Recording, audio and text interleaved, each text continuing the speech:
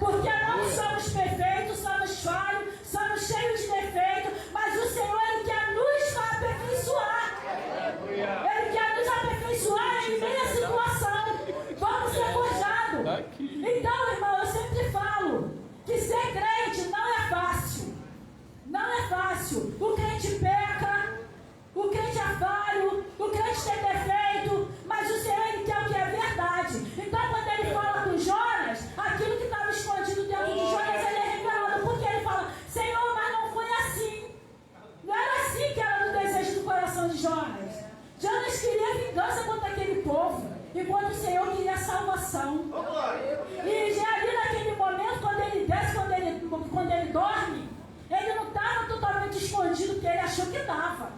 Triste é quando o crente acha que está escondido, mas tem alguém vendo. Aleluia. Tem alguém sondando. Tem alguém ali, irmão, que está analisando a situação. Aleluia. E Deus vai ter que fazer essa pessoa voltar. Deus vai ter que fazer essa pessoa se consertar. Deus vai ter que fazer essa pessoa ter um encontro com Deus para viver o propósito. Aleluia. Por quê? Porque quando Ismael lança, a sorte cai em quem? Jonas. Então ali, irmão, Jonas tem que declarar de quem ele é, que povo ele fazia parte, que Deus ele servia. E ele vai, irmão, ele faz isso. E quando ele faz isso, ele assume uma culpa maravilhosa. Meu Deus. Que ele declara, irmão, que aquela tempestade ali só vai acalmar quando ele for lançado no mar. Você já viu que quando a gente está em uma situação que não conta para Deus, não confessa nosso pecado, até quem está dentro da casa vai ter que passar vento que é por causa de você. Até quem está dentro da casa vai ter que padecer por algo que você não fez. Meu Deus. Mas é por que isso? Por que isso? Por causa do chamado. Deus investiu em você, não vai abrir mão. Deus, irmão, apostou em você. O Senhor ele não vai deixar a situação do jeito que está. Por quê? Porque Ele escolheu você para pregar as boas novas, para poder ali, irmão, dar um abraço em alguém, para falar do amor de Deus no seu trabalho, na sua casa, na sua vizinhança, na sua congregação. Então, enquanto não for feito, irmão, você não entender, Senhor, sou eu. Não vai continuar saindo do vento. Meu Deus. Vai continuar